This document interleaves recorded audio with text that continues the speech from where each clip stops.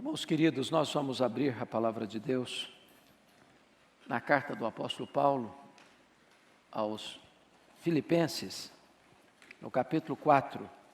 Filipenses, capítulo 4. E nós faremos a leitura dos versos 6 a 9. O apóstolo Paulo escreve esta passagem de uma prisão. Ele não escreve esse texto hospedado num hotel 5 estrelas. Ele não está cercado de honras, nem está desfrutando de venturas deleitosas na vida. Este homem está algemado no corredor da morte, com muitos motivos, muitas razões para estar aflito, ansioso, angustiado. Mas, não obstante essas circunstâncias adversas, ele escreve assim: não andeis ansiosos de coisa alguma. Em tudo, porém, sejam conhecidas diante de Deus as vossas petições pela oração e pela súplica com ações de graças. E a paz de Deus, que excede todo o entendimento, guardará o vosso coração e a vossa mente em Cristo Jesus. Finalmente, irmãos, tudo o que é verdadeiro, tudo o que é respeitável, tudo o que é justo, tudo o que é puro, tudo o que é amável, tudo o que é de boa fama, se alguma virtude há e se algum louvor existe, seja isso que ocupe o vosso pensamento. O que também aprendestes e recebestes e ouvistes e vistes em mim, isso praticai, e o Deus da paz será convosco. Amém. Hoje eu quero pensar com vocês sobre o tema como encontrar cura para o problema da ansiedade. Eu sei que vocês não lidam com isso.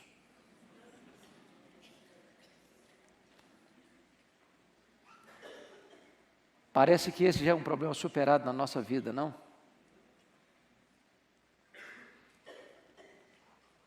A ansiedade é considerada ainda hoje como o maior problema da alma humana, do coração humano.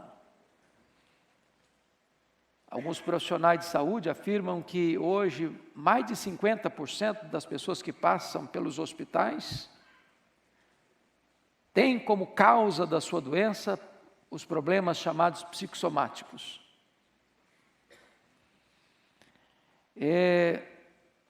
O grande psicólogo Rollo May, quando tratava deste assunto, afirmou que a ansiedade é o mais urgente, o mais grave problema da nossa geração.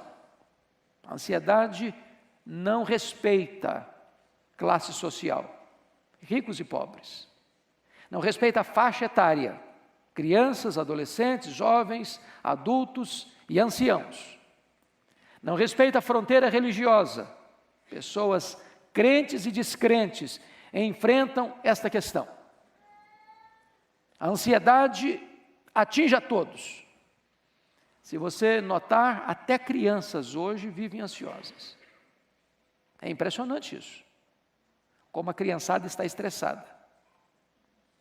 Os adolescentes vivem ansiosos. Talvez a briga com o espelho, as espinhas no rosto, a alteração da voz, o corpo meio ainda desengonçado às vezes, e tudo isso gera uma angústia, uma tensão. A moçada está ansiosa, porque se consegue passar no vestibular, ou alcançar uma nota boa no Enem, ou até mesmo depois que sai da faculdade, não vai conseguindo emprego e mais de 14 milhões de desempregados. Ansiedade. Com quem vou casar? Às vezes ainda não achou. Às vezes achou, mas não está com segurança se é. E esse temor do casamento, do futuro, da vida, é complicadíssimo. Se já está casado, como é que vai ter filhos na nossa geração? Vou dar conta? Não vou dar conta? As pessoas mais idosas estão preocupadas, e se aprovar esse negócio aí da emenda? E a minha aposentadoria, como é que fica? Será que eu vou ter ainda alguns anos para desfrutar da aposentadoria? Será que eu vou ter dinheiro para pagar as despesas que eu terei no final da minha vida? Como é que vão ser os meus netos? Como é que eles vão ficar? É o medo da solidão, é o medo da doença, é o medo de tanta coisa que vai entrando na nossa vida e roubando de nós a vitalidade, nos deixando ansiosos. Hoje gasta-se milhões e milhões de dólares em remédios, em calmantes, em entretenimentos, em tanta coisa para tentar preencher esse buraco, para tentar tapar essa brecha, para tirar-nos deste fosso da ansiedade. Pois hoje eu gostaria de tratar com você deste assunto à luz desse texto. Primeiramente, vamos ver o que não é ansiedade. Ansiedade não é você deixar de ser previdente com relação ao futuro. Não. Ser previdente, programático, planejar o amanhã é correto, é bíblico. Isso não é ser ansioso, não. A Bíblia diz que a formiga trabalha no verão e armazena para o inverno, porque ela é previdente.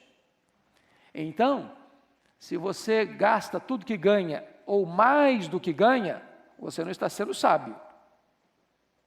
Você está sendo sábio. E aí, não é ansiedade, não. Aí o problema vem mesmo. Ansiedade não é também, não é fazer corpo mole. Tem gente que faz corpo mole nos estudos, no trabalho, depois sofre as consequências. Não, ser ansioso não é dizer que você está fazendo corpo mole.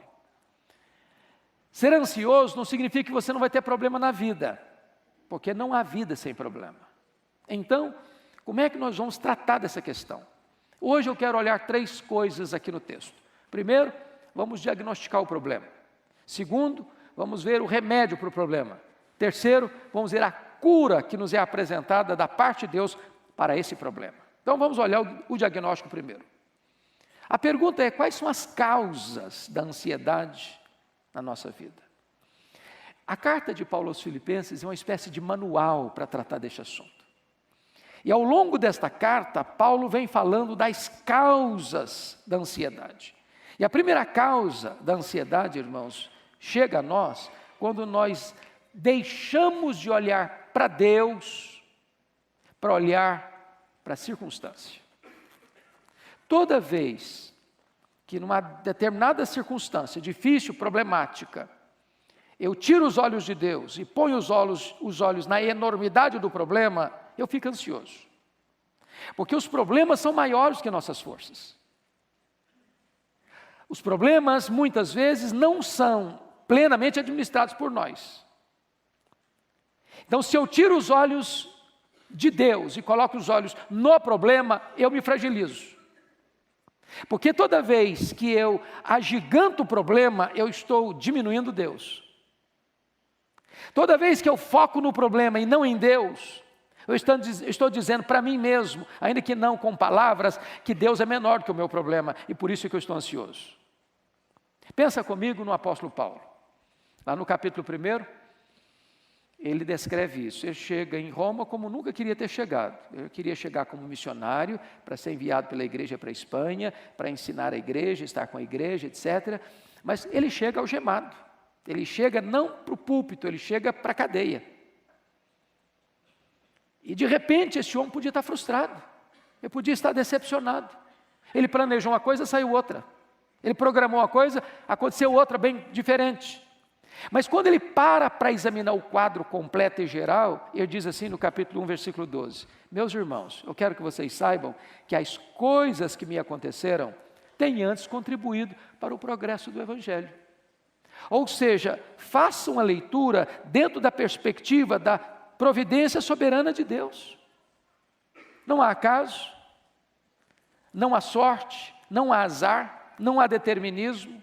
As mãos de Deus, como cantamos hoje, dirigem o nosso destino.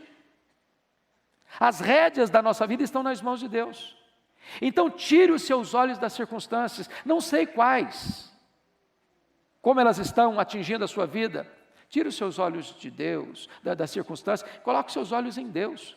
Paulo vai dizer aqui no capítulo 1, porque ele estava preso, a igreja foi mais encorajada a pregar, porque ele estava preso, a guarda pretoriana, a guarda de elite do imperador, foi evangelizada, porque ele estava preso, ele escreveu cartas para abençoar o mundo e atingindo a nós, inclusive hoje, porque estamos lendo essa carta que ele escreveu da prisão. Se Paulo não estivesse preso, muito provavelmente você e eu não estaremos estudando essa carta nesta noite.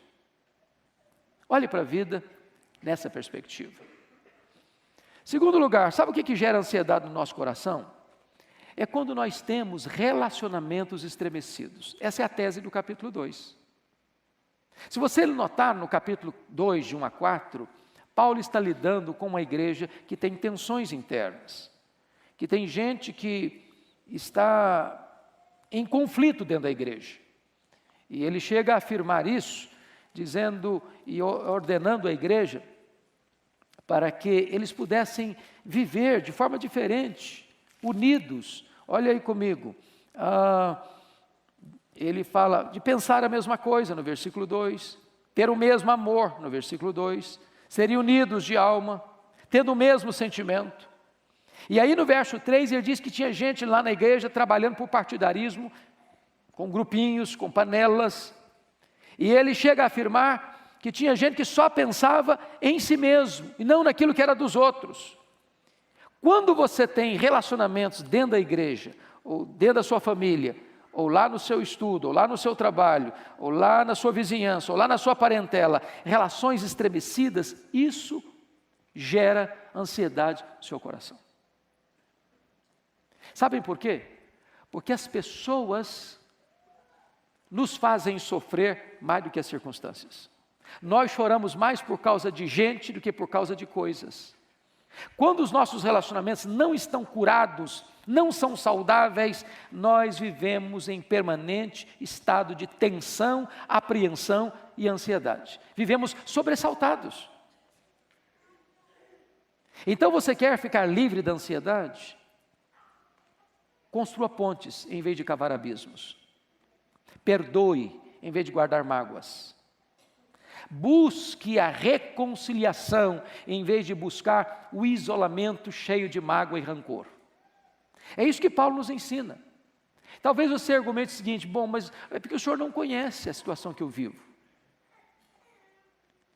O senhor não sabe o que eu sofri, a injustiça que eu sofri, o abuso que eu sofri, a humilhação que eu sofri. No meu caso é impossível. Para que nós não tenhamos essa desculpa, o apóstolo Paulo prossegue no capítulo 2, dizendo que nós devemos ter o mesmo sentimento que houve também em Cristo Jesus. Ele, sendo Deus, se esvaziou, assumiu uma forma humana. Sendo o Senhor, ele se fez servo. Ele, sendo exaltado, se humilhou até a morte e morte de cruz. E quando ele estava na cruz, ele disse para o Pai: Pai, perdoa os meus algozes, porque eles não sabem o que fazem. É dessa maneira que nós somos curados da ansiedade. Mas olha comigo a terceira causa da ansiedade, está no capítulo 3. Se você ler o capítulo 3 atentamente, você vai ver que tem um problema que domina algumas pessoas, que é a preocupação com as coisas terrenas. Irmãos, não é isso exatamente o campo da ansiedade das pessoas hoje? O ter mais um pouco? O dinheiro hoje é o grande pomo de discórdia e o grande causador de ansiedade. As pessoas estão ansiosas porque tem pouco, porque tem muito, porque não tem nenhum, porque tem demais. Sempre ansiosas. Eu vou dizer para você que se você focar sua vida em coisas materiais, você nunca vai se libertar da ansiedade. Nunca. Porque você nunca terá o suficiente. Quem tem 1 milhão quer ter 10 milhões. Quem alcançou 10 milhões quer ter 100 milhões. Quem alcançou 100 milhões quer ter 1 bilhão. Quem tem 1 bilhão quer ter 2 bilhões. E quem é o maior do Brasil quer ser o maior do mundo. Não há limite para satisfação. Não há limite. E o coração do homem não se satisfaz com coisas. Ele quer mais, quer mais, quer mais. E quanto mais tem, mais necessidade sente ter. Então, se você focar em dinheiro, se você focar em coisas materiais, você nunca vai ser feliz, você nunca vai viver livre da ansiedade. Você pode morar num apartamento de cobertura de 400 metros nessa cidade e você vai estar ansioso. Você pode andar de Ferrari pelas ruas de São Paulo, vai estar ansioso. Você pode ter R$1 milhão em cada conta bancária, em diversos bancos, você vai estar ansioso. Porque coisas não preenchem esse buraco que está no seu coração. Notem vocês, nós somos uma geração que entrou na linha do consumismo. É impressionante isso. As coisas são feitas para a gente consumir mesmo. Mas notem, qualquer de nós aqui, não importa a situação, sua condição social, eu tenho certeza que todas as pessoas que estão assentadas nos bancos aqui hoje, se chegar em casa hoje e abrir o guarda-roupa, vai notar uma coisa, tem mais coisa lá do que você consegue usar. Tem certeza disso? E nós estamos ansiosamente querendo mais. Eu não vou nem entrar em alguns aspectos que é proibido entrar, por exemplo, quantos pares de sapato uma mulher gostaria de ter?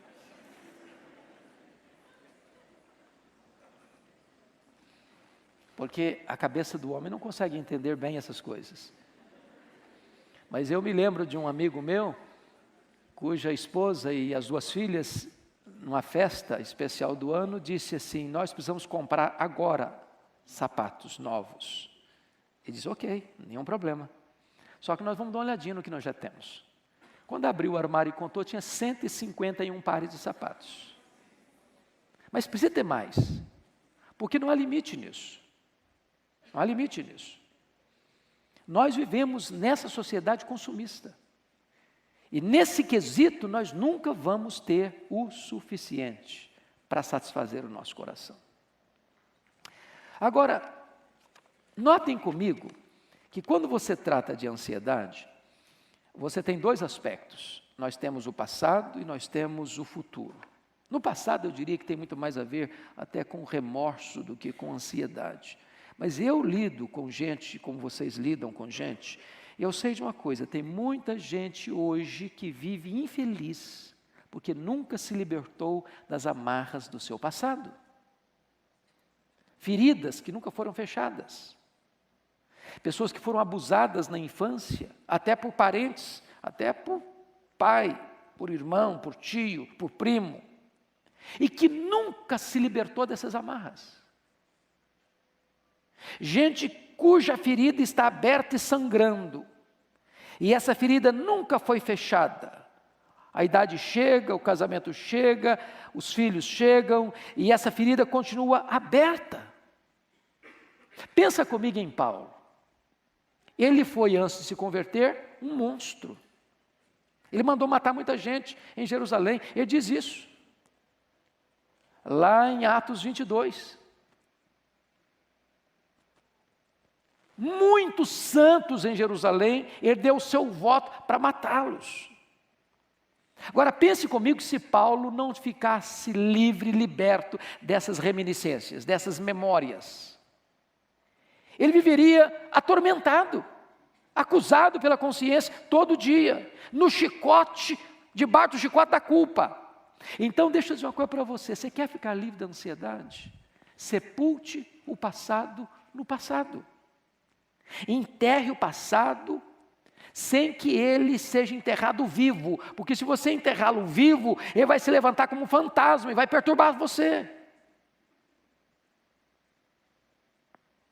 Mas o nosso problema não tem a ver apenas com o passado, tem a ver sobretudo com o futuro, porque o nosso medo é esse: que comerei, que beberei, com que me vestirei? E aí nós poderíamos aumentar a lista: com quem me casarei? Os jovens. Aonde eu vou morar? Aonde eu vou trabalhar? E se eu perder o emprego? E se eu ficar doente? E se minha filha não casar? E se o casamento do meu filho der errado? E se a economia do país não melhorar? E se eu não conseguir me aposentar? E se a velhice chegar e meus filhos mudarem e eu ficar na solidão na velhice? E nós aumentamos e aumentamos e aumentamos e aumentamos essa lista. E nós antecipamos e antecipamos e antecipamos os problemas da vida. Então eu gostaria de pensar com você, o que é esse negócio de ansiedade? Não andeis ansiosos de coisa alguma. A palavra ansiedade significa, literalmente no grego, estrangulamento. É você dar um nó e puxar em direção oposta, é rasgar, é sufocar. E há muitas pessoas hoje sufocadas, com taquicardia, suando a mão. Tem gente que não consegue dormir, tem gente que não consegue se concentrar, tem gente que vive como que pisando em ovos, com medo de tudo, com medo de todos, estrangulado. Você render-se à ansiedade é como você dormir com a mochila pesada nas costas. Você leva uma carga para cima de você, não descansa, não descansa.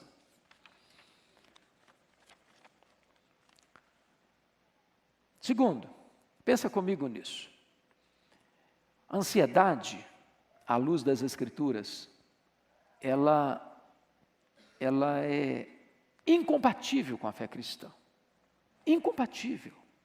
Porque Jesus Cristo diz assim, não andeis ansiosos. Basta o dia, seu próprio mal. Deixa o futuro nas mãos daquele que está lá no futuro. Deixa o amanhã nas mãos daquele que tem o controle do futuro. Você só vive o hoje, você nem sabe se vai estar vivo amanhã. Então para que você vai estar ansioso com o amanhã? Deixa o amanhã nas mãos de Deus. É uma tentativa nossa de querer administrar o inadministrável. Então o amanhã trará os seus males. Hoje você tem o que enfrentar, enfrente o hoje, deixa o amanhã nas mãos de Deus. Mais do que isso, quando você se rende à ansiedade, isso é uma atitude de incredulidade, porque Jesus Cristo diz, os gentios que não conhecem a Deus, é que se preocupam com todas essas coisas, o que vamos comer, o que vamos beber, o que vamos vestir.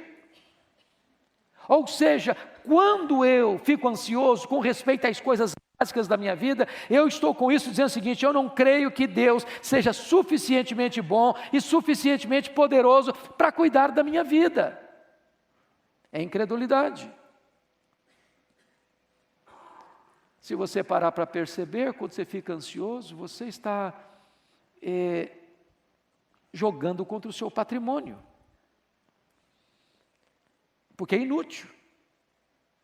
Por mais ansioso que você esteja, você não vai acrescentar no curso da sua vida mais 45 centímetros, um côvado. Mais do que isso, em vez de você melhorar o seu performance amanhã, você enfraquece as suas energias para o agora. Porque o que é ansiedade, irmãos? A ansiedade é uma preocupação com aquilo que ainda não está acontecendo. Não é verdade?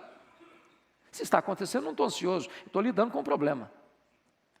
A ansiedade é o sofrer agora por aquilo que talvez aconteça amanhã.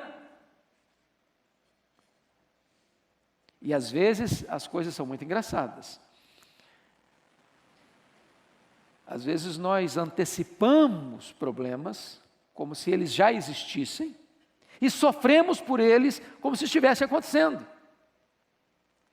Eu nunca me esqueço de um dia, isso para mim foi assim o ponto máximo da ansiedade. Uma mãe me chega com uma criança de 3 anos no colo, chorando.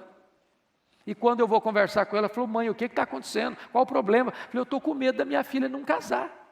Eu falei, mas você está com medo dessa menina não casar? Mas ela nem cresceu ainda.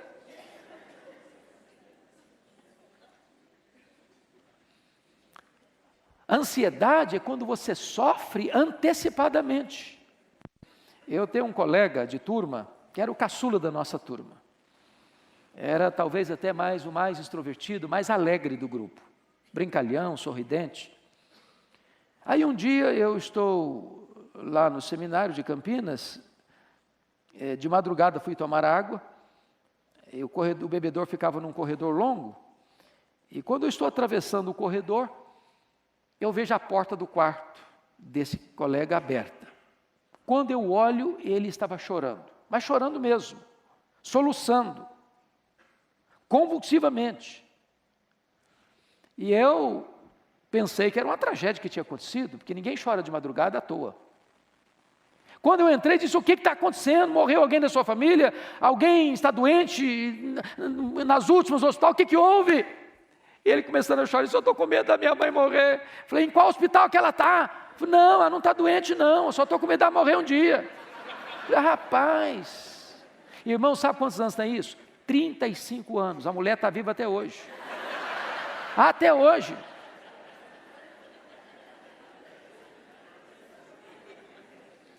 Então preste atenção nisso. Deixa o amanhã nas mãos de Deus. Descanse. Descanse. Agora, como é que se trata da ansiedade? Eu sei que algumas pessoas precisam de cuidados médicos. Eu não quero entrar nem nesse campo, porque eu não sou dessa área. Mas eu gostaria de ver o que é que Deus tem para você, para mim, para tratar dessa questão da ansiedade. Então, vamos ver o que é que nós podemos ver à luz da Escritura sobre isso. O apóstolo Paulo, no texto em tela, vai ensinar o seguinte. Olha comigo o verso 6. Você pode ler o verso 6 comigo de novo? Vamos juntos? Não andeis ansiosos de coisa alguma. Em tudo, porém, sejam conhecidas diante de Deus as vossas petições, pela oração e pela súplica, com ações de graças.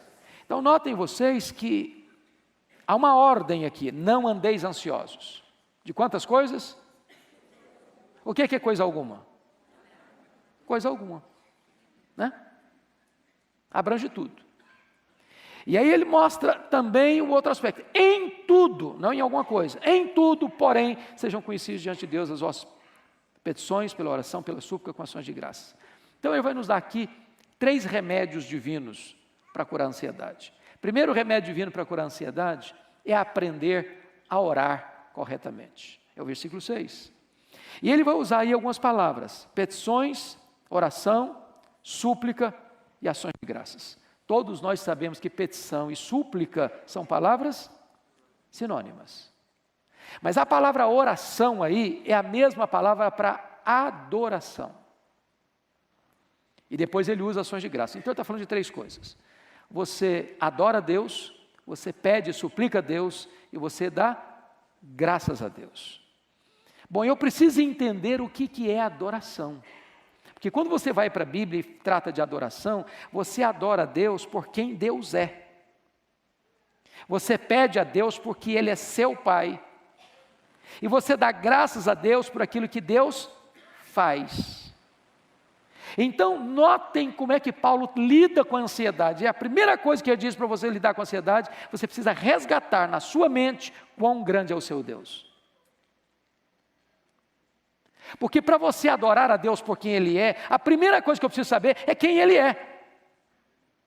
Quão grande é o seu Deus? Quão majestoso é o seu Deus? Quão poderoso é o seu Deus? Que grau de controle Deus tem da sua vida, da sua família, da sua igreja, da sua cidade, do seu país, do mundo?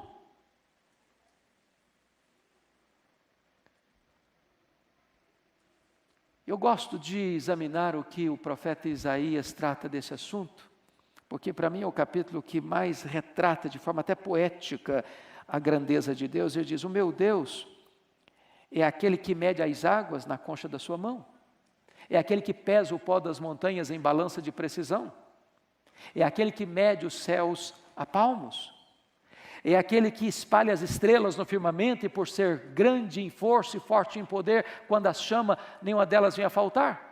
É aquele que olha para as nações poderosas da terra e as considera como um pingo que cai num balde, como um pó numa balança de precisão, como um nada, como um vácuo, como menos do que nada. É aquele que olha para os príncipes e os considera como nulidades. Esse é o seu Deus. Ele tem controle deste vastíssimo universo. Ele tem controle sobre cada gota de orvalho. Ele tem controle sobre cada fio de cabelo da sua cabeça. Ele tem controle sobre cada célula do seu corpo. Ele tem controle sobre o seu passado, o seu presente, o seu futuro. Então, quando você conhece esse Deus, você quer exaltá-lo. Qual é o nosso problema hoje em relação à oração? Meça as orações hoje. Bote um gravador nas orações hoje. Como é que nós oramos? Me dá, me dá, me dá, me dá, abençoa o meu, abençoa meu pai, abençoa minha mãe, abençoa meu marido, abençoa minha mulher, abençoa meus filhos, abençoa meu trabalho, abençoa minha família, abençoa minha igreja, abençoa minha saúde, abençoa o meu de novo, o meu outra vez. Em nome de Jesus, amém. Aí nós ficamos focados em nós, como se nós fôssemos o centro do universo. Como é que Jesus nos ensinou a orar? Pai nosso que estás nos céus, santificado seja o teu nome. Venha a nós o teu reino. Seja feita a tua vontade, assim na terra como nos céus. Aí começa a necessidade. Então, Senhor Deus, já que tu és tão grande, pão nosso de cada dia dá-nos hoje. Então, já que tu és majestoso, perdoa os nossos pecados, as nossas dívidas. Então, Senhor, já que tu és todo-poderoso, livra-nos do mal. Precisamos aprender a orar corretamente. Nos deleitarmos em Deus, nos encantarmos com Deus, estarmos extasiados diante da grandeza de Deus. A W. Tozer diz que o maior problema nosso do século XX, ele faleceu no século passado, ele diz que o maior problema nosso é que nós estamos o tempo todo olhando para o nosso umbigo, estamos focados em nós. E se nós focarmos em nós e deixarmos de compreender que Deus é grande, nós vamos agigantar os nossos problemas e nós vamos apequenar Deus. Quando você entende que Deus é grande, então você tem toda a convicção de que se você pedir, Ele vai dar. E então você vai começar a agradecer a esse Deus por essa razão. Então a primeira cura, o primeiro remédio para a ansiedade é aprender a orar corretamente. Segundo remédio que Paulo trata aqui é aprender a pensar corretamente. Você pode ler o versículo 8 comigo? Vamos juntos? Finalmente, irmãos, tudo que é verdadeiro, tudo que é respeitável, tudo que é justo, tudo que é puro, tudo que é amável, tudo que é de boa fama, se alguma virtude há, se algum louvor existe, seja isso que ocupe o vosso pensamento. Entendamos isso. A nossa vitória ou a nossa derrota está aqui, ó, na nossa mente. Na nossa mente. Se você colocar na sua cabeça que não vai dar certo, que vai dar errado, e falar isso para você, vai dar errado, não vai dar errado, vai dar errado. Vai dar errado. Porque a Bíblia diz que o homem, assim como o homem pensa, assim ele é. James Hunter, no seu livro O Monge Executivo, disse que você não é o que você sente, você não é o que você fala, você é o que você faz. Então, quando você põe na sua mente alguma coisa, se ela é uma coisa ruim, é isso que você vai desenvolver na sua vida. Pensa comigo em Ana, esposa de Eucana, mãe de Samuel. Aquela mulher escutava palavras negativas da sua rival, do sacerdote, do seu marido. Enquanto ela estava escutando as vozes do pessimismo, enquanto ela estava acolhendo e abrigando as palavras da incredulidade, ela se arrastava chorando, lamentando, infeliz. Mas houve um dia que essa mulher escutou uma palavra boa: vai em paz para a tua casa, e o Deus de Israel te conceda a petição que lhe fizeste. Essa palavra é boa. Nessa palavra ela começou a meditar, a refletir, a pensar. A vida dela mudou. A história dela mudou. Então, meu irmão, você quer se livrar da ansiedade? Se você ligar a sua televisão, nos jornais, os telejornais, se você ficar na CBN o dia inteiro, se você ficar na Globo News o dia inteiro, se você ficar lendo Veja, Isto É, Capital, etc. e tal, você vai mergulhar num desespero imenso, porque o pessimismo é grande, porque a negatividade é grande.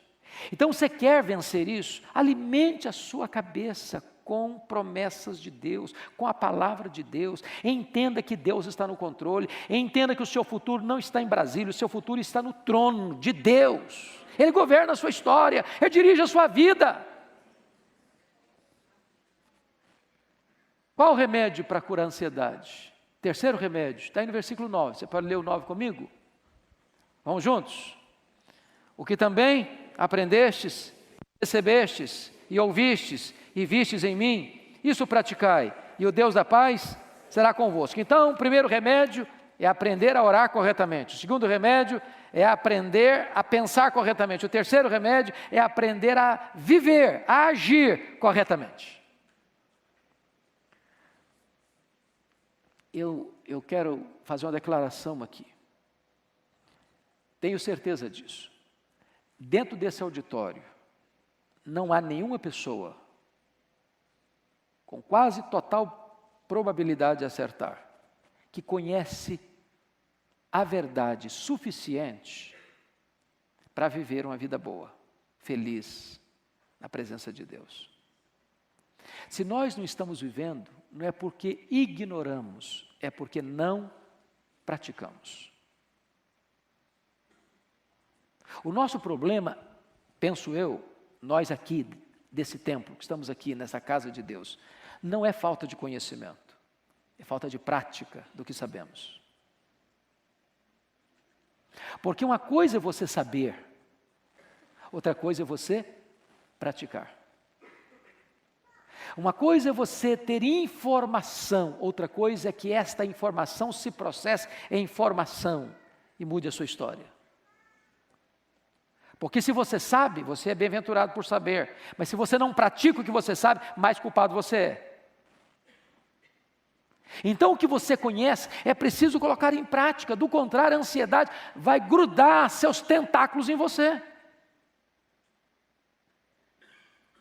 Pois bem,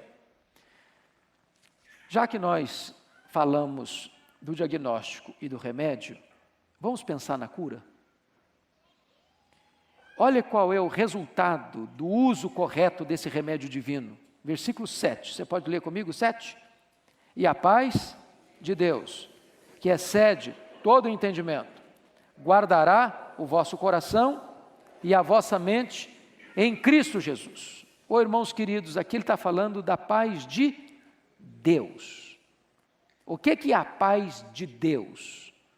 Há na Bíblia a paz com Deus e há na Bíblia a paz de Deus. A paz com Deus tem a ver com um status que você tem no momento em que você é convertido a Cristo. Outrora você era inimigo de Deus, agora você foi reconciliado com Deus, portanto você tem paz com Deus. Isso não é sentimento, isso é uma posição. Mesmo que você não saiba, se você creu em Cristo, você está em paz com Deus. Isso acontece uma única vez, não precisa acontecer mais. Agora, a paz de Deus é outra coisa, é um sentimento que é permanente, que é necessário continuamente, porque você pode ter paz de Deus agora e amanhã não ter paz de Deus. Você pode estar seguro hoje e amanhã você está tomado pela ansiedade. Paz de Deus é resultado de você estar continuamente orando corretamente, pensando corretamente, agindo corretamente. Paz de Deus, paz de Deus. Agora, notem comigo, por favor, que esta paz é uma paz diferenciada, e a paz de Deus. Essa é a paz incondicional, celestial. Porque pensem comigo, Paulo preso, algemado. Eu diria para você, a circunstância é boa? É boa? Não, não é. Ele está cheio da grana? Não, não está. Como é que está o corpo dele? Assim, sarado? Não, com muitas cicatrizes. Ele tem muita gente do lado dele? Não. Quase todo mundo contra ele. A circunstância é ruim. Mas como essa paz de Deus não vem da circunstância, ela vem de Deus que está acima e no controle da circunstância, você pode experimentá-la. Até no choro. Eu hoje falei aqui com os meus irmãos presbíteros, que um grande amigo, o presbítero Murilo Costa, lá de Fortaleza, enterrou seu filho caçula. Foi diagnosticado uma leucemia e o menino do diagnóstico ao falecimento 1 semana. E eu liguei para ele, assim, sabe aquela tensão de você ligar e falar, meu Deus, como é que ele vai estar? Eu imaginei um homem sem condições de conversar, um homem talvez sem voz, e eu tomei um susto. Porque quando falei com ele, a voz do mesmo jeito, a serenidade do mesmo jeito, como se eu estivesse voltando de uma festa. Eu falei, meu Deus, eu não estou entendendo. Eu não estou entendendo. Sabe por quê? Paulo diz que a paz de Deus que excede o quê? Todo entendimento. Não é natural isso. Um pai não enterra um filho e volta para casa em paz. Humanamente não. Essa paz não tem comprimido que resolve. Não tem calmante farmácia que resolve. Essa paz só é explicada por ser uma paz celestial, divina, sobrenatural, que só Deus pode dar. Só Deus pode dar.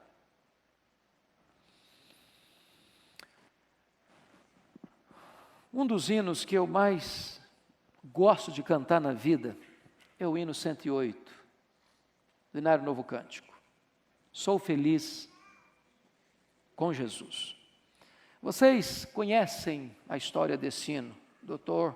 Spafford nasceu em Nova York, ainda jovem, ele mudou-se para Chicago e ele se tornou um advogado muito conhecido em Chicago, que granjeou muito dinheiro, muito dinheiro. Nasceu em 1828, morreu em 1888, com 60 anos de idade. Dr. Spafford casou-se em 1861 e eles tiveram 5 filhos. Um filho, primogênito, depois 4 filhas. Ele foi levado a Cristo por Dwight Lyman Moody. E logo depois que eles se casam, tem o primeiro filho, o menino morre com 4 anos de idade, na infância. Deixou o casal muito abalado, muito abalado. Mas vocês bem sabem que no dia 9 de outubro de 1871, quando o próprio Moody fazia uma campanha evangelística, uma cruzada evangelística em Chicago, houve um terrível incêndio. Terrível incêndio. Muita gente morreu, muita gente perdeu tudo que tinha, inclusive o Dr. Spafford perdeu boa parte da sua fortuna naquele incêndio. Já tinha passado pela crise de perder o filho, com 4 anos de idade, o primogênito, e agora enfrenta uma perda financeira bem radical. Pois bem, ele resolve, 2 anos depois, em 1873, fazer uma viagem para a Europa, com a sua família, com a esposa e com as 4 filhas. E ele foi então para Nova York, para pegar o navio, para ir para a Europa. Porque Dwight Lyman Moody estava fazendo uma campanha evangelística na Europa, e ele queria se juntar a Moody naquela cruzada evangelística e aproveitar depois o momento para fazer um passeio pela Europa. Ele veio com a família para Nova York, mas na hora de embarcar, ele teve um problema nos seus negócios e não pôde embarcar. Ele embarca a esposa, as 4 filhas, no navio SS Ville de Havre, e volta para Chicago, para resolver os seus negócios urgentes, com a promessa de que embarcaria em seguida para encontrar-se com elas lá na Europa e participar da cruzada evangelística realizada por Dwight Lyman Moody. Naquela viagem, um fato terrível acontece. No dia 22 de novembro de 1873, aquele navio se choca com outro navio e com poucos minutos o navio vai a pique e naufraga. Naquele navio, 226 pessoas morreram, 90 foram salvas. Das 226 pessoas que morreram, as 4 filhas do Dr. Spafford morreram. A sua esposa, no dia 1º de dezembro daquele ano, portanto, 8 dias depois, manda um telegrama para o Dr. Spafford: salva, porém só. Salva, porém só. Quando ele recebe esse telegrama, ele então vai ao encontro da sua esposa. Pega um navio, vai ao encontro da sua esposa, e ele pede ao comandante para falar para ele mais ou menos o local onde aconteceu o acidente. Quando o comandante diz para ele o local do acidente, ele volta para o seu convés e começa a escrever. E escreve este hino. E ele só escreveu este hino em toda a sua vida. Se paz a mais doce me deres gozar, se dor a mais forte sofrer, ó seja onde for, tu me fazes saber que feliz com Jesus sempre sou. Sou feliz com Jesus, meu Senhor. Na língua inglesa que foi escrito esse cântico, o estribilho está assim: It's well with my soul. It's well with my soul. Está tudo bem com a minha alma. Está tudo bem com a minha alma. Eu não posso imaginar o que é um pai enterrar todos os seus filhos, ou nesse caso nem enterrar. E você não pode ter outra explicação a não ser: ninguém pode dizer em tais circunstâncias, sou feliz com Jesus, a não ser que este alguém tenha experimentado a paz de Deus que excede todo o entendimento. E eu concluo dizendo para você que Paulo ainda prossegue nesse texto e diz o seguinte: olha aí comigo. E a paz de Deus, que excede todo entendimento, faz o quê? Guardará o vosso coração e a vossa mente em Cristo Jesus. A palavra guardará aqui é montar guarda, montar sentinela. E por que guardará o vosso coração e a vossa mente? Porque a ansiedade é um pensamento errado e um sentimento errado. Quando você ora, quando você pensa, quando você age corretamente, a ansiedade vai embora e a paz de Deus entra e monta guarda ao redor da sua cabeça e ao redor do seu coração. Quando a ansiedade quer entrar, ela não consegue entrar, porque é uma sentinela divina guardando a sua mente e o seu coração. É por isso que Paulo, que estava preso, mesmo saindo dessa primeira prisão, e mais tarde sendo preso outra vez, e agora sabendo que ia enfrentar a espada de Roma e ser degolado, ele diz assim: eu sei em quem eu tenho crido, estou bem certo de que Ele é poderoso para guardar o meu depósito até o dia final. Seguro, sem qualquer medo, sem qualquer temor. Eu não sei como é que você veio aqui hoje. Talvez ansioso, angustiado, aflito, com medo. Talvez com traumas do passado. Talvez com dramas no presente. Talvez ansioso em relação ao seu futuro. Mas eu quero encorajar você nesta noite a colocar esse fardo aos pés de Jesus, lançando sobre Ele toda a vossa ansiedade, porque Ele tem cuidado de nós. Não importa o tamanho do problema, Deus é maior que o seu problema. Não importa se a tempestade está terrível, assolando você, Jesus vem a você caminhando por sobre essa tempestade. Aquilo que ameaça você está debaixo dos pés de Jesus. E eu gostaria que você hoje pudesse sair daqui tirando essa mochila pesada das suas costas, colocando esse fardo aos pés de Jesus, descansando em Jesus. A Bíblia diz assim: entrega o teu caminho ao Senhor, confia nele, e o mais Ele fará.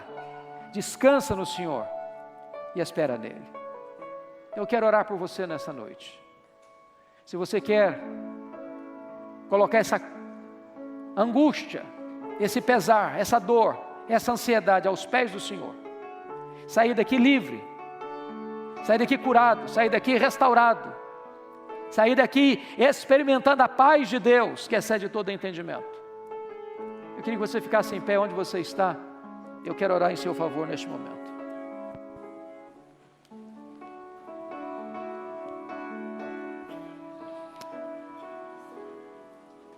Bendito é o teu nome, ó Deus, porque tu és o Deus único e verdadeiro, revestido de glória e majestade. Tu estás assentado num alto e sublime trono, mas tu habitas também com o abatido, com o contrito de coração. Estamos aqui, Deus, nesta noite, com as nossas lutas, com as nossas angústias, com os nossos pesares, com os nossos temores, mas tu és maior do que os nossos problemas. Tu estás no comando da nossa vida, e nesta noite nós queremos colocar aos pés do teu Filho Jesus toda a nossa ansiedade, todos os nossos temores, todas as nossas angústias. Queremos sair daqui curados, queremos sair daqui libertos, queremos sair daqui livres, sem este peso nas costas, sem esse estrangulamento na alma. Queremos tomar posse daquela paz que excede todo entendimento, para que não apenas experimentemos esta paz, mas andemos com o Deus da paz. Bendito é o teu nome, pelas famílias aqui reunidas, que a tua graça seja sobre nós, em nome de Jesus, amém. Deus abençoe, irmãos.